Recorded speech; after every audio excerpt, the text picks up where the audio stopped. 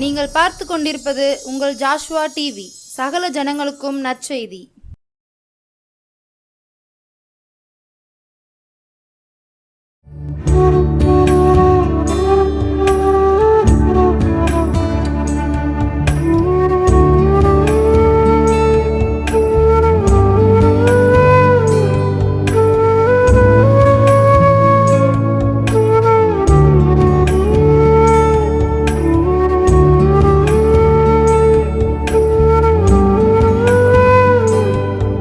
கர்த்தருடைய பரிசுத்த நாமத்துக்கு மகிமை உண்டாவதாக.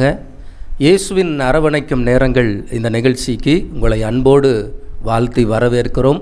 தொடர்ந்து இந்த நிகழ்ச்சியை நீங்கள் பார்த்து வருகிறீர்கள். ஆண்டவருக்கு மகிமை செலுத்திக் கொள்கிறேன். ஆகவே தொடர்ந்து நிகழ்ச்சிகளை தொடர்ந்து பாருங்கள். உங்கள் நண்பர்களுக்கும் நீங்கள் அறிமுகப்படுத்துமாறு அன்போடு கேட்டுக்கொள்கிறோம். இன்றைக்கும் கூட நாம் ஒரு வசனத்தை சிந்திக்கும்படியாக மார்க்கு சுவிசேஷம் 9ஆம் அதிகாரம் 23ஆம் வசனத்தில் கடைசி பகுதியை நாம் வாசிக்கலாம். விசுவாசிக்கிறவனுக்கு எல்லாம் கூடும். அல்லேலூயா. விசுவாசிக்கிற ஒரு தேவ பிள்ளைக்கு எல்லாம் கூடும் என்று நாம் பார்க்கிறோம். ஆகவே ஒரு தேவ மனிதன், ஒரு தேவ பிள்ளை கர்த்தரை விசுவாசிக்கிற பிள்ளைகளாக இருக்க வேண்டும். அந்த விசுவாசிக்கிற தேவ பிள்ளைகளுக்கு எல்லாவற்றையும் ஆண்டவர் என்ன பண்ணுவார்? கைகூடி வர பண்ணுவார் என்று குறிப்பிடுகிறார். ஆகவே பிரியமான தேவ பிள்ளைகளே, இந்த வேத பகுதியிலே நாம் பார்க்கும் பொழுது விசுவாசிக்கிறவனுக்கு எல்லாம் கூடும் என்று ஆண்டவராகிய இயேசு நமக்கு கற்றுக் கொடுக்கிறார். அல்லேலூயா. ஆகவே விசுவாசம் என்பது ஒரு தேவ பிள்ளைகளுக்கு அவசியமான ஒன்றாக இருக்கிறது. விசுவாசம் இல்லாமல் தேவனுக்கு பிரியமாயிருப்பது கூடாத காரியம். ஆகவே கிறிஸ்தவ வாழ்க்கை என்பது விசுவாசத்தின் அடிப்படையில் வாழ்கிற ஒரு வாழ்க்கை. அப்போஸ்தலனாகிய பவுல் கூட சொல்லுகிறார், அவருடைய கடைசி வாழ்க்கையின் முடிவு நாட்களில் கூட நல்ல போராட்டத்தை போராடினேன், ஓட்டத்தை முடித்தேன், விசுவாசத்தை காத்து கொண்டேன் என்று குறிப்பிடுகிறார். அப்போது கடைசி வரைக்கும் நம்முடைய வாழ்க்கையில் ஒரே ஒரு போராட்டம் உண்டு. அது விசுவாசத்தில் நிலைத்திருக்கக்கூடிய ஒரு போராட்டம். ஆகவே பிரியமான தெய்வ பிள்ளைகளே, நம்மை ஆண்டவரை விட்டு வழிவிலக செய்கிற எத்தனையோ காரியங்கள் இந்த உலகத்தில் இருக்கலாம். கர்த்தரை விட்டு பின்வாங்க செய்கிற காரியங்கள், ஆண்டவருக்கு மகிமை செலுத்தாமல் நம்மை மனிதர்களை உயர்த்துகிற காரியங்கள், இப்படி பல போன்ற சூழ்நிலைகள் நம்மை சுற்றிலும் இருக்கலாம். ஆனால் கர்த்தருக்காக நாம் நிற்கிறோமா? கர்த்தரை விசுவாசிக்கிறோமா? எந்த சூழ்நிலையிலும் அவரை விட்டு நாம் விலகாமல் இருக்கிறோமா என்பதை நாம் சிந்தித்து பார்க்க வேண்டும். பிரியமான தெய்வ பிள்ளைகளே, இந்த நிகழ்ச்சியின் வாயிலாக உங்கள் யாவரையும் அன்போடு நான் வரவேற்கிறேன். ஆண்டவருடைய வார்த்தை சொல்லப்பட்டிருக்கிறது, விசுவாசிக்கிற உங்களுக்கு எல்லாம் கைகூடி வரும். அல்லேலூயா. ஆகவே நீங்கள் விசுவாசிக்கிற பிள்ளைகளாக இருந்தீர்கள் என்றால் நீங்கள் ஜெபிக்கிற காரியங்கள், நீங்கள் வேண்டுகிற காரியங்கள், நீங்கள் விரும்புகிற காரியங்கள் எல்லாவற்றையும் ஆண்டவர் கைகூடி வர பண்ணுவார். அல்லேலூயா. ஆகவே இந்த உலகத்தில் அநேக தேவ பிள்ளைகள் வாழ்க்கையில் விசுவாசம் இல்லை. அல்லேலூயா. ஆகவே தான் ஆண்டவராகிய இயேசு நம்ம கற்றுத்தருகிற ஒரு வாழ்க்கை என்னவென்றால் விசுவாச வாழ்க்கை. அல்லேலூயா. விசுவாசம் என்பது என்ன? விசுவாசம் என்பது தேவனுடைய வார்த்தை கேட்பதினால் நமக்குள்ளாக கர்த்தர் மேல் வைக்கிற ஒரு நம்பிக்கை, அவரை பற்றி கொண்டிருக்கிற ஒரு வாழ்க்கை. ஆகவே பிரியமான தேவ பிள்ளைகளே, அப்போது ஒரு மனிதன் சோர்ந்து போகும் பொழுது நாம் ஆண்டவருடைய வார்த்தை சொல்கிறது, சோர்ந்து போகிறவனுக்கு கர்த்தர் பலன் கொடுக்கிறார் என்று வேதம் சொல்கிறது.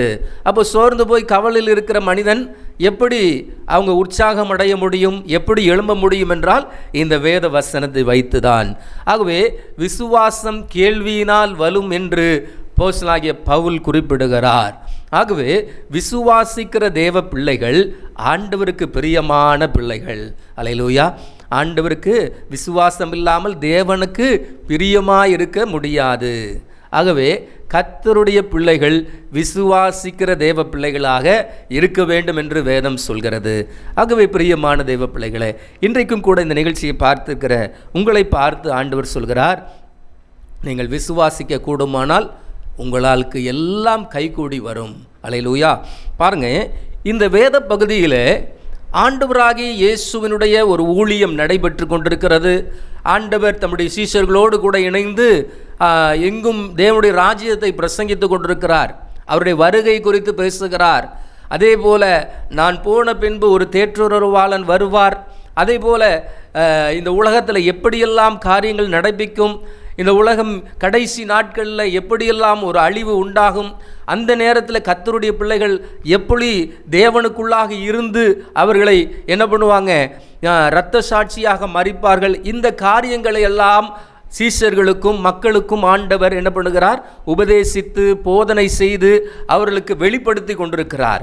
அப்போ அந்த சூழ்நிலையில் ஒரு மனிதன் ஆண்டவரை நோக்கி வருகிறதை நாம் பார்க்கிறோம். பாருங்க, இதே மார்க்கு சுவிசேஷம் 9ஆம் அதிகாரம் 17ஆம் வசனத்திலிருந்து நாம் பார்க்குமானால், அப்பொழுது ஜனக்கூட்டத்தில் ஒருவன் அவரை நோக்கி, போதகரே, ஊமையான ஒரு ஆவி பிடித்த என் மகனை உம்மிடத்தில் கொண்டு வந்தேன். பாருங்க, ஒரு தகப்பன் தன் பிள்ளைக்காக ஆண்டவருடைய சமூகத்தில் வந்து ஆண்டவரை நோக்கி வேண்டுகிற ஒரு காரியம்தான் இந்த பகுதியில் அடங்கி இருக்கிறது. அப்போது அந்த மனிதனுடைய பிள்ளையுடைய வாழ்க்கையில் எப்படிப்பட்ட ஒரு ஆவி பிடித்திருக்கிறதாம், ஊமையான ஒரு ஆவி. அப்போது இந்த ஆவி, ஊமையான ஆவி பிடித்த என் மகனை உம்மிடத்தில் கொண்டு வந்தேன். அப்போ பாருங்கள், ஒரு அசுத்த ஆவி பிடித்திருக்கிற ஒரு மகன், அந்த மகனுக்காக ஒரு தந்தை கர்த்தரிடத்தில் வந்து இயேசுவினிடத்தில் வந்து விண்ணப்பம் செய்கிறார். பாருங்கள், இன்றைக்கு ஒரு அசுத்த ஆவி பிடித்திருக்கிறவர்களோ ஒரு பொல்லாத ஆவி பிடித்திருக்கிற எந்த மனிதர்களை பார்த்தீங்கன்னா அவங்களை ஒரு கட்டுக்குள்ளாக வைக்க முடியாது. அவங்க எந்த நேரம் என்ன பண்ணுவாங்கன்ட்டு சொல்ல முடியாது. மனரீதியான போராட்டங்கள், அசுத்த ஆவி அவங்களுக்குள்ளாக இருந்து தவறானதை சிந்திக்க தூண்டும். அதே போல் தீயிலும் தண்ணீரிலும் என்ன பண்ணுதமா, அது தள்ளி சாகடிக்கிறதற்காக அது முயற்சி செய்தது என்று ஆண்டவராகிய இயேசுவினிடத்தில் அந்த தகப்பனார் என்ன பண்ணுகிறார், அந்த ஆவியை குறித்து சொல்லுகிறார். என் மகனை இந்த ஆவி இப்படியெல்லாம் செய்கிறது என்று குறிப்பிடுகிறார். நீங்கள் வீட்டில் இந்த வாசித்து பார்த்தீங்கன்னா உங்களுக்கு புரியும்.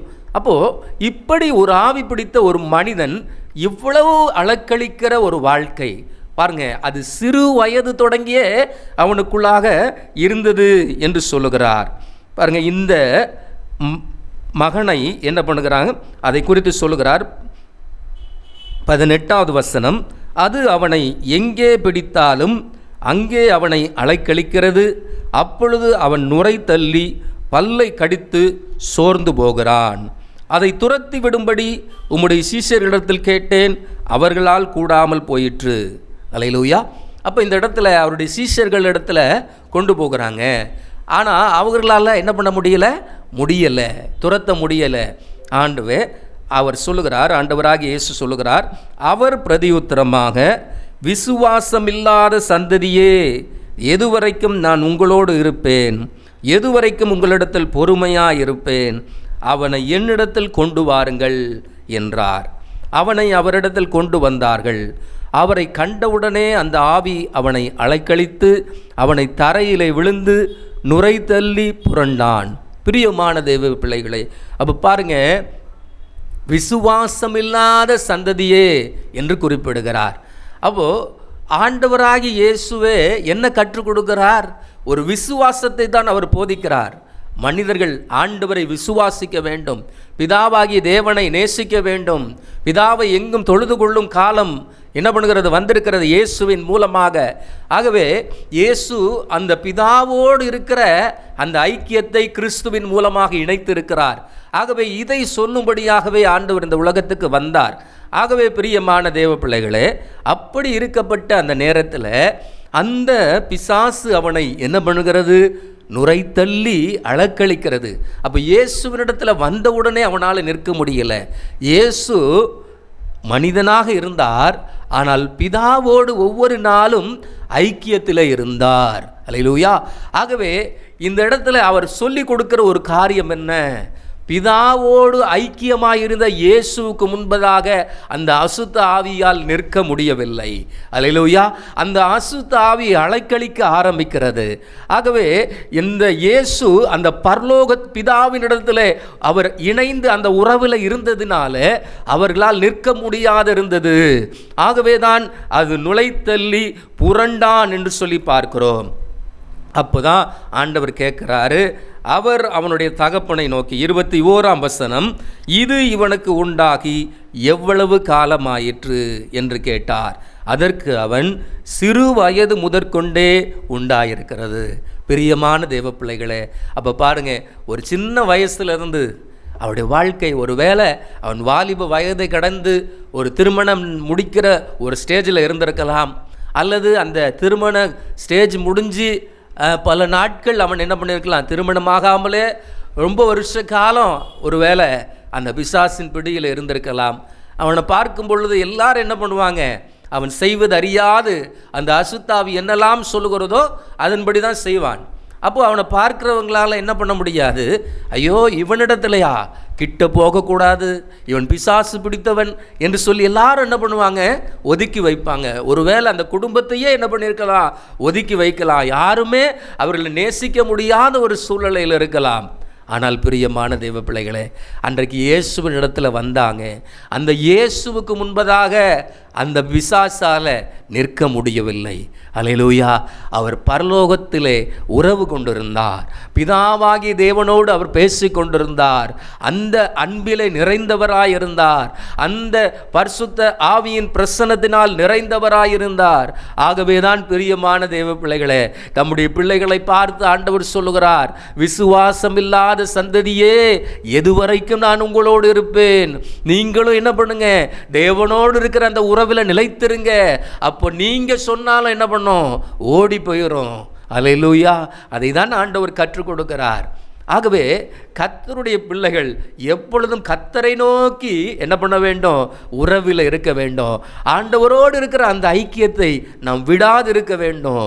ஆகவே பிரியமான தேவ பிள்ளைகளே, ஒரு தேவ பிள்ளைகளுடைய ஒரு பலன், தேவ பிள்ளைகளுடைய வாழ்க்கையில் ஒரு வரங்கள் கிரியை செய்ய வேண்டுமென்றாலும், வல்லமை வெளிப்படுத்த வேண்டுமென்றாலும், தேவ சமூகத்தில் அவரோடு இருக்கிற அந்த ஐக்கியம் இருந்தால் மாத்திரமே என்ன பண்ண முடியும், வெளிப்படுத்த முடியும். அல்லேலூயா. ஆகவே அன்றைக்கு இயேசு 100% பிதாவாகிய தேவனுடைய அந்த பிரசன்னத்தில் இருந்தார். எப்பொழுதும் பிதாவை நோக்கி அவர் வேண்டிக் கொள்கிறார். ஆகவே தான் அந்த தேவன் அவருக்கு விடுதலையை கொடுக்கிறதை நாம் பார்க்கிறோம். பாருங்க, அடுத்த வசனத்தை வாசிக்கிறேன், 22ஆம் வசனத்தை வாசிக்கிறேன். இவனை கொல்லும்படிக்கு அது அநேகம் தரம் தீயிலும் தண்ணீரிலும் தள்ளிற்று. நீர் ஏதாகிலும் செய்யக்கூடுமானால் எங்கள் மேல் மனதிறங்கி எங்களுக்கு உதவி செய்ய வேண்டும் என்றான். பிரியமான தேவ பிள்ளைகளே, அப்போ பாருங்க, ஆண்டவரை நோக்கி அவன் வேண்டுகிற ஒரு காரியம், இந்த அசுத்த ஆவி இவனுக்குள் இருக்கிறதுனால அந்த ஆவியை குறித்து சொல்லுகிறாங்க, ஊமையான ஒரு ஆவி. அப்போது ஒருவேளை அந்த மகன் என்ன பண்ண முடியும், நல்லா பேசிகிட்டு இருக்கிறவனாக இருக்க வேண்டும். இந்த ஆவி புகுந்த உடனே அவன் ஊமையனாக என்ன பண்ணுகிறான், மாறி விடுகிறான். அப்போ எவ்வளோ கஷ்டமாக இருக்கும். ஒரு நல்லா பேசிக்கிட்டு இருக்க பிள்ளை பேசாமல் இருந்தால் அந்த குடும்பத்துக்கு, அந்த தகப்பனுக்கும் அந்த தாய்க்கும் எவ்வளோ ஒரு மனபாரமாக இருக்கும். பிரியமான தேவ பிள்ளைகளே, அப்போ பாருங்கள், இவனை கொல்லும்படிக்கு அந்த அசுத்தாவி என்ன பண்ணுதான், தீயில தள்ளுதான், தண்ணீரை தள்ளி இவனை கொன்றணும், இவனை கொன்றணும் அப்படின்ட்டு நிற்குது. அப்போ ஒரு அசுத்தாவி என்ன பண்ணுகிறது, ஒரு மனிதனுக்குள் போகும் பொழுது அவனை அழிக்கிறதுக்கு தான் பார்க்கறது தவிர, பிசாசை குறித்து வேதம் சொல்கிறது, அவன் திருடவும் கொல்லவும் அழிக்கவுமே வருகிறானே என்று வேறொன்றுக்கும் அல்ல. ஆனால் கர்த்தரை குறித்து வேதம் சொல்கிறது, அவைகளினின்று விடுவிக்கும்படியாக ஆண்டவர் வந்திருக்கிறார். அல்லேலூயா. இன்றைக்கு அப்படிப்பட்ட ஒரு கட்டப்பட்ட ஒரு சூழ்நிலையில் நீங்கள் இருக்கிறீங்களா? இந்த நிகழ்ச்சியை பார்த்து கொண்டிருக்கிறீங்களா? பிரியமான தேவ பிள்ளைகளே, இப்பொழுதே நான் தேவ பிரசன்னத்தில் நிறைந்து சொல்கிறேன், அந்த வேளையில், இந்த வார்த்தை கேட்டுக்கொண்டிருக்கிற வேளையில் அசுத்த ஆவிகள் உங்கள் குடும்பத்தை விட்டு விலகி போய் கொண்டிருக்கிறது. தேவனுடைய பிரசன்னம் உங்கள் குடும்பத்தில் இறங்கி கொண்டிருக்கிறதை பார்க்கிறேன். Hallelujah. Thank you Lord Jesus. Jesus. ஆகவே பிரியமான தேவ பிள்ளைகளே, இயேசுவின் பிரசன்னத்துக்கு முன்பதாக அது நிற்க முடியலை. ஆகவே அந்த தகப்பனுக்கு இயேசு ஒன்று கற்றுக் கொடுக்கிறார். பாருங்கள், 23ஆம் வசனத்தில் இயேசு அவனை நோக்கி என்ன சொல்கிறார்? நீ என்னிடத்துல வந்துட்டலப்பா, இதை என்ன பண்ண முடியும்? நீ விசுவாசிக்க கூடுமானால் என்ன பண்ண முடியும்? இந்த அசுத்தாவி ஓடிரும். நீ விசுவாசிக்கிறாயா கேட்குறார். இயேசு அவனை நோக்கி, நீ விசுவாசிக்க கூடுமானால் ஆகும், விசுவாசிக்கிறவனுக்கு எல்லாம் கூடும் என்று ஆண்டவர் கட்டளை இடுகிறார். அப்போது அந்த தகப்பன் என்ன சொல்கிறான்?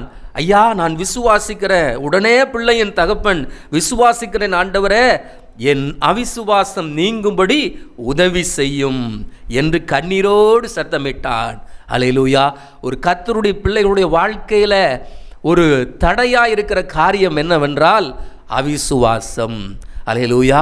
எந்த காரியத்திலும் ஒரு முடியாது என்று புல் ஸ்டாப் வச்சிருக்கிற இடத்துல என்ன பண்ண மாட்டோம்? நான் நம்பிக்கையை வைக்க மாட்டோம். இதிலிருந்து ஆண்டவர் என்னை விடுதலை கொடுப்பார் என்ற ஒரு நம்பிக்கை அற்ற சூழ்நிலையில் தான் அவிசுவாசம் ஏற்படுகிறது. ஆகவே பிரியமான தேவ பிள்ளைகளே, எந்த எல்லைகளிலும் ஆண்டவரால் கிரியை செய்ய முடியும், எந்த சூழ்நிலைகளிலும் ஆண்டவரால் கிரியை செய்ய முடியும். அல்லேலூயா. இந்த பிசாசு பிடித்திருந்த இந்த மகனுக்கு அந்த தகப்பன் எத்தனை மந்திரவாதிகளிடத்தில் பார்த்துருக்கலாம், எத்தனை மருத்துவர்களிடத்தில் பார்த்துருக்கலாம், யார் யாரெல்லாம் என்ன சொல்லியிருக்கிறாங்களோ அவங்கெல்லாம் போய் பார்த்துருக்கலாம். ஆனால் ஒரு விடுதலை கிடைக்கல. ஆண்டவர் ஒரே ஒரு வரியை சொல்லியிருக்கிறார், நீ விசுவாசித்தால் எல்லாம் கூடும். நீ விசுவாசித்தா உன் வாழ்க்கையில், உன் பிள்ளை வாழ்க்கையில் ஒரு விடுதலை உண்டாகும். பிரியமான தேவ பிள்ளைகளை, அவர் வெறுமையாய் சொல்லவில்லை. அல்லேலூயா. சத்தியத்தை சத்தியமாக போதிக்கிற என் ஆண்டவர் இயேசு சொன்ன வார்த்தையை நீங்களும் நானும் விசுவாசிப்போமானால் நம்முடைய வாழ்க்கையிலும் ஆண்டவர் அற்புதங்களை செய்ய அவர் வல்லவராய் இருக்கிறார். ஆகவே விசுவாசிக்கிறவனுக்கு எல்லாம் கூடும் என்று ஆண்டவர் சொல்லுகிறார். ஆகவே அவன் சொல்லுகிறான், ஆண்டவரே, நான் விசுவாசிக்கிற ஆண்டவரே, ஆனால் என்னுடைய அவிசுவாசம் நீங்கும்படி ஆண்டவரே எனக்காக நீங்கள் ஜெபம் பண்ணிங்க, என்னை அவிசுவாசம் நீங்கும்படி எனக்கு உதவி செய்யுங்க. கண்ணீரோடு சொல்கிறான். அப்போ அவ்வளோ அவிசுவாசம். அல்லேலூயா. அப்போ பாருங்கள் பிரியமான தேவ பிள்ளைகளே, இன்றைக்கு நாம் சொல்கிறோம், ஆண்டவருடைய ஆலயத்துக்கு வாங்க, வேத வசனத்தை கேளுங்க. அதெல்லாம் கிடையாது. நாங்கள் எங்கள் இஷ்டத்துக்கு போவோம், எங்கள் இஷ்டத்துக்கு வாழ்வோம். அப்போ கடைசி நேரத்தில் என்ன பண்ண முடியாது? எங்களுக்காக ஜெபம் பண்ணுங்கய்யா அப்படின்னு ஊழியர்களை தேடி என்ன பண்ணுவோம்? போயிட்டுருப்போம். ஆகவே தான் ஆண்டவர் சொல்லுகிறார், அல்லேலூயா, விசுவாசிக்கிற தேவ பிள்ளைகளுக்கு எல்லாம் கூடும். அல்லேலூயா. பிரியமான தேவ பிள்ளைகளே, கர்த்தர் உங்களோடு கூட இருக்கிறார். உலகத்தின் கடைசி வரைந்தும் நான் உங்களோடு கூட இருக்கிறேன் என்று வாக்கு பண்ணின தேவன் உங்களோடு கூட இருக்கிறார். நம்முடைய விசுவாசமே உலகத்தை ஜெயிக்கிற ஜெயம் என்று ஆண்டவர் கட்டளையிட்டிருக்கிறார். அப்போ நாம் விசுவாசிக்காம என்ன பண்ண முடியாது? அற்புதங்களை பெற்றுக்கொள்ள முடியாது, விடுதலைகளை பெற்றுக்கொள்ள முடியாது. இன்றைக்கு தேவ பிள்ளைகளை, இதை பார்த்து கொண்டிருக்கிற இந்த வேளையில் உங்கள் வாழ்க்கையில் இப்படிப்பட்ட பிரச்சனைகள் இருக்குமானால் ஆண்டவருடைய பாதத்தில் நம்பிக்கையோடு ஜெபிக்க போகிறேன். இதில் நம்பிக்கையோடு உங்கள் ஜெபங்களை ஏறடுங்க. ஆண்டவர் அற்புதங்களை செய்ய போகிறார். ஆகவே பிரியமான தேவ பிள்ளைகளை பாருங்க, அந்த தகப்பன் அப்படி சொன்ன உடனே விசுவாச கண்ணீரோடு சத்தமிட்டு சொன்னான். 25ஆம் வசனம் சொல்கிறார், அப்பொழுது ஜனக்கூட்டமாய் ஓடி வருகிறதை இயேசு கண்டு அந்த அசுத்தாவியை நோக்கி, ஊமையும் செவிடுமான ஆவியே, இவனை விட்டு புறப்பட்டு போ, இனி இவனுக்குள் போகாதே என்று நான் உனக்கு கட்டளையிடுகிறேன் என்று அதை அதட்டினார். அல்லேலூயா. அப்பொழுது அது சத்தமிட்டு அவனை மிகவும் அலக்களித்து புறப்பட்டு போயிற்று. அவன் செத்து போனான் என்று அநேகர் சொல்லத்தக்கதாக செத்தவன் போல் கிடந்தான். இயேசு அவன் கையை பிடித்து அவனை தூக்கி விட்டார். உடனே அவன் எழுந்திருந்தான். பிரியமான தேவ பிள்ளைகளே, அப்போ பாருங்க, இயேசு அந்த இடத்துல அந்த அசுத்தாவியை அதட்ட தான் செஞ்சார். ஊமையும் செவிடுமான ஆவியே, இவனை விட்டு போ. உடனே புறப்பட்டு போயிடுச்சு. அவனை அலக்களிக்குது. அப்புறம் உடனே கீழே விழுந்துட்டான். அப்போ அது வரைக்கும் அவனை பாதித்த அந்த வேதனையில் மயக்கத்தில் அவன் என்ன பண்ணுகிறான்? செத்தவன் போல் கிடந்தான். எல்லாரும் செத்து போயிட்டான் அப்படின்னு நினச்சிட்டாங்க. ஆனால் இயேசு கையை பிடிச்சி தூக்கி விட்டார். அல்லேலூயா. அப்போது இயேசுவினிடத்தில் வந்த ஒருவரை கூட அவர் என்ன பண்ணலை? வெறுமையாய் விடவில்லை. பிரியமான தெய்வ பிள்ளைகளை, இன்றைக்கு இதை பார்த்து கொண்டிருக்கிற உங்கள் வாழ்க்கையிலும் ஏசப்பாவை நீங்கள் விசுவாசிக்கிறீங்களா? ஏசப்பா உங்களுடைய இருதயத்தை தான் பார்க்குறாரு. நீங்கள் எந்த மதம், நீங்கள் எந்த ஜாதி, ஏற்ற தாழ்வுகளை எல்லாம் பார்க்கறதில்ல. எல்லாருக்கும் ஒரே மரணம் தான், ஒரே முறை பிறப்பு, ஒரே முறை மரணம். கர்த்தர் கொடுத்தார், கர்த்தர் எடுத்தார். கர்த்தருடைய நாமத்துக்கு ஸ்தோத்திரம். வாழ்கிற வாழ்க்கை வரைக்கும் விசுவாசத்தோடு ஏசப்பா என் வாழ்க்கையில் இருக்கிறார், நிச்சயமாக எனக்கு நன்மை செய்வார் என்ற நம்பிக்கையோடு நாம் வாழும் பொழுது கர்த்தர் நம்மை ஆசீர்வதிக்க அவர் வல்லவராயிருக்கிறார். நாம் ஜெபிக்கலாமா? அன்பின் பரலோக பிதாவே, இந்த நல்ல வேளைக்காக உம்மை நன்றியோடு ஸ்தோத்தரிக்கிறேன் அப்பா. தேவரீர், இந்த நிகழ்ச்சியை பார்த்து கொண்டிருக்கிற தேவ பிள்ளைகளுக்காக உம்முடைய பாதத்தில் ஜெபங்களை ஏறெடுக்கிறோம் அப்பா.